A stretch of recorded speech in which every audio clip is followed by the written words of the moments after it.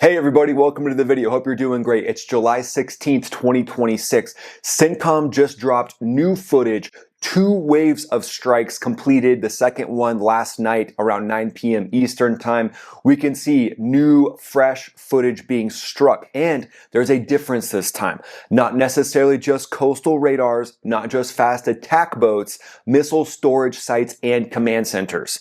That's what's being absolutely decimated. Look at this footage right here. This is from Tehran, one of the biggest explosions that we've seen of all the entire conflict so far. And command centers matter because that's where Iranian generals coordinate, where the order goes out to fire the cruise missiles and the drones at their neighbors, where the phone rings when a U.S. strike package enters Iranian airspace, and where the IRGC decides what to do next. Those were where the IRGC decides where to do next, past tense.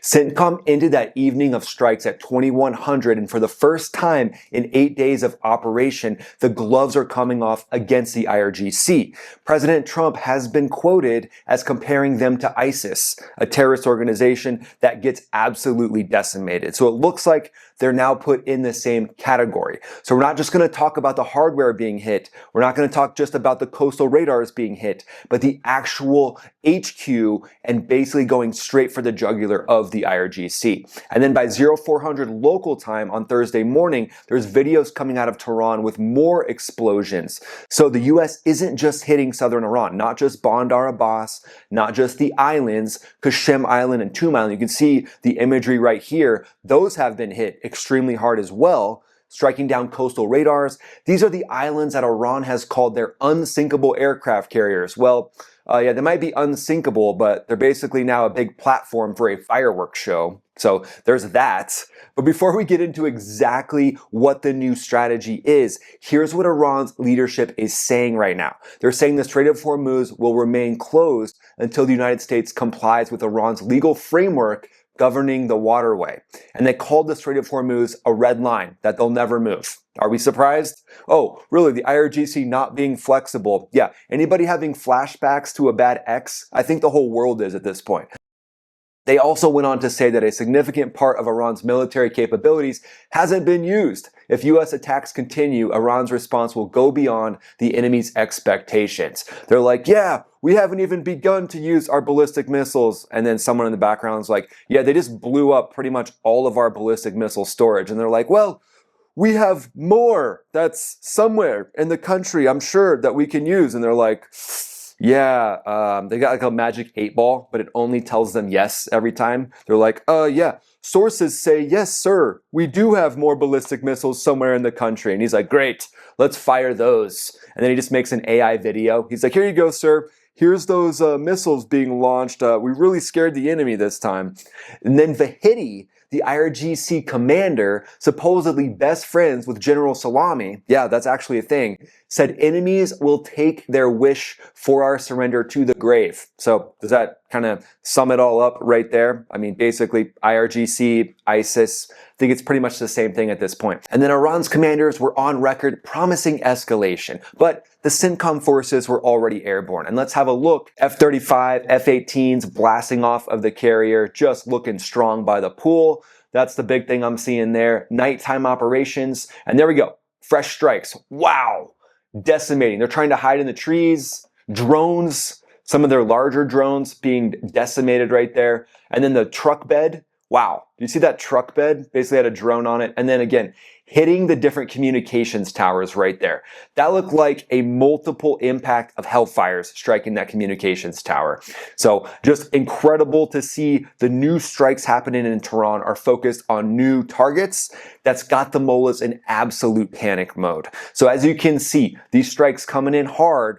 This is likely the work of the F-35, F-18, F-16CJ, F-15E, all the main jets are taking the gloves off. But it does also look like there could be even something as large as a B-1 in the mix. Because when you look at the size of these explosions, the sheer volume of how high those smoke clouds are reaching, this is in Tehran right here, seeing this explosion, weapons facilities, and then this one is IRGC headquarters.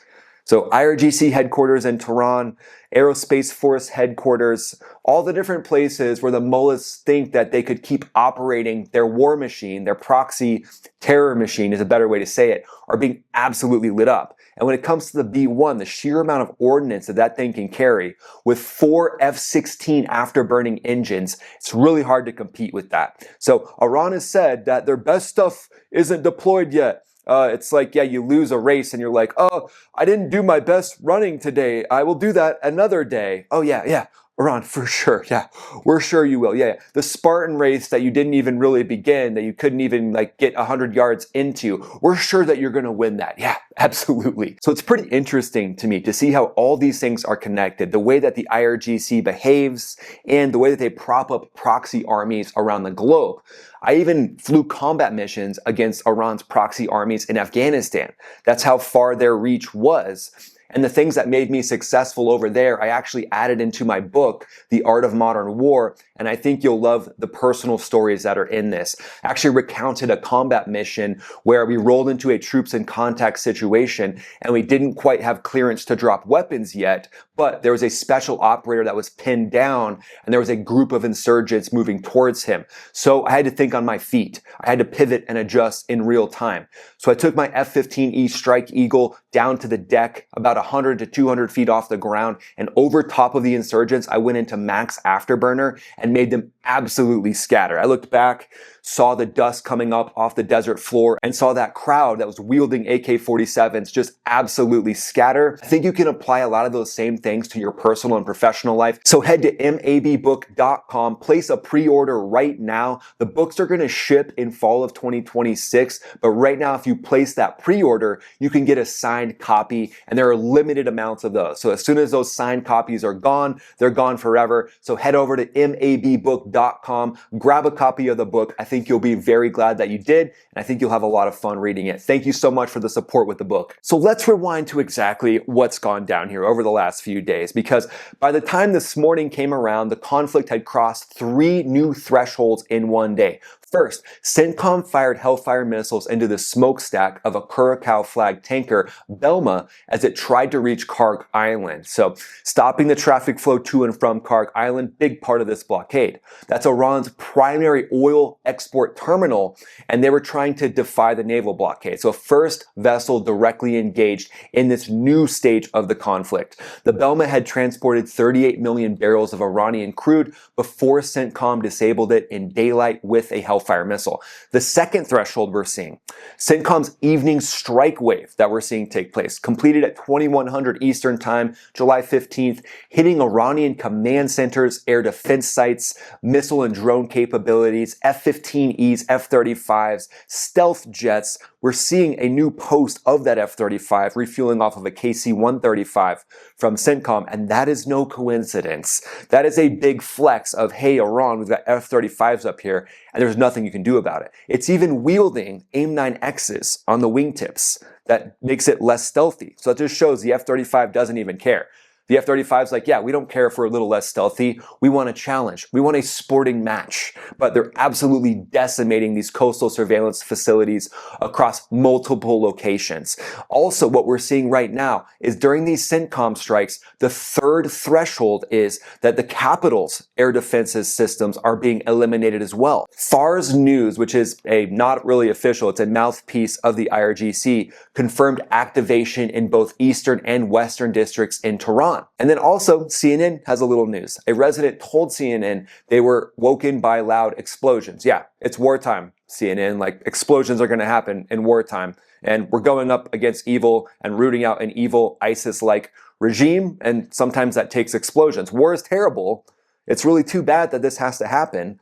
But obviously, every off-ramp has been given. The IRGC, the IRGCIS, the IRGC ISIS didn't want to take it. So this is what they get. The carrot and the stick, and they're fully getting the big end of the stick right now. But also, it looks like Tehran has released an American citizen who was wrongfully detained, Dena Karari, as a gesture of goodwill. So they've got one hand shooting back and then one hand waving like, hey guys, do you want to talk now? We're really your friends. But yeah, we're shooting a whole bunch of drones and missiles into partner nations, but yeah, look at what we're doing over here. Let's negotiate. We always negotiate in good faith. Anybody just kind of feel that chill run up their spine of a gaslight happening? Yeah, it's kind of like you tell a Tinder date, nope, this isn't happening, and then they show up at your house anyways. Oof, creepy. But now let's talk a little more about the strike platforms that we're seeing right now. What could be taking place? No official release of what fighter jets or bombers could actually be doing this, but I want to talk to you about exactly what the B-1B Lancer's mission profile is. That's that supersonic heavy bomber carrying up to 24 joint air-to-surface standoff missiles. So I would guess the B-1's likely doing more standoff weapons at this point, and that comes from the JASSM-ER. Joint air-to-surface standoff missile extended range.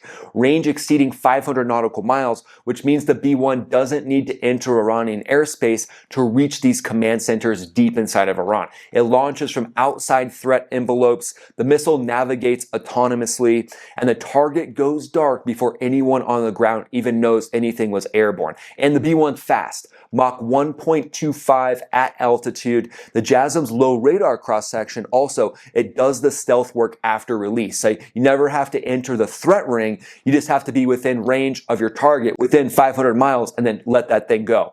The F-35 pairs perfectly with this as well, because the ANAP G81 ASA radar, that's a distributed aperture system, and it gives a sensor picture of the battle space that no other aircraft in the theater can match.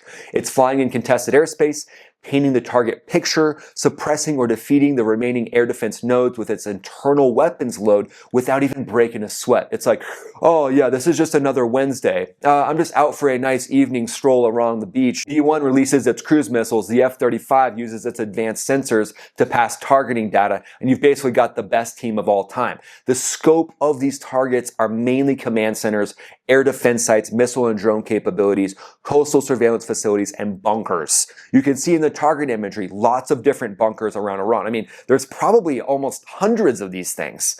This is where they put all the money from their country. They're not exactly supporting the people. They're not building a middle class. They're building a bunker class. You might as well call their economic strategy the bunker strategy. They're burying everything underground, trying to hide everything. And oh, by the way, their leaders are likely fully underground right now. But the target set here has expanded every single night. Coastal hardware first, islands second, sensor networks third, command centers now, and then also the B-2 and GBU-57 bunker busters could be unleashed at any point. They're sitting in reserve, they're in the bullpen, and Trump already named the target that it's reserved for. He said Pickaxe Mountain is primed for a big fat shot. And that would come from the B-2. And remember, the B-2 can fly missions directly from Missouri, strike Iran, and then fly home. That's just wild capability there. But quickly, let's talk about the adversary picture here. So Iran's army spokesman, Amir Akamari, said Thursday that a significant part of Iran's military capability has yet to be used, and that Tehran's response could go beyond the enemy's expectations and open new fronts. So they're probably talking about expectations with proxy warfare, Shahab-3 ballistic missile variants that they're blasting across the region right now. Luckily, they don't have a nuclear weapon yet that we know of. But think about it. If they did, they would absolutely be using it, which is just crazy to think about. Just gets you inside the minds of these mullahs that they really could care less about their people, and they're all about protecting the regime. Their whole goal, they would sacrifice all of their people.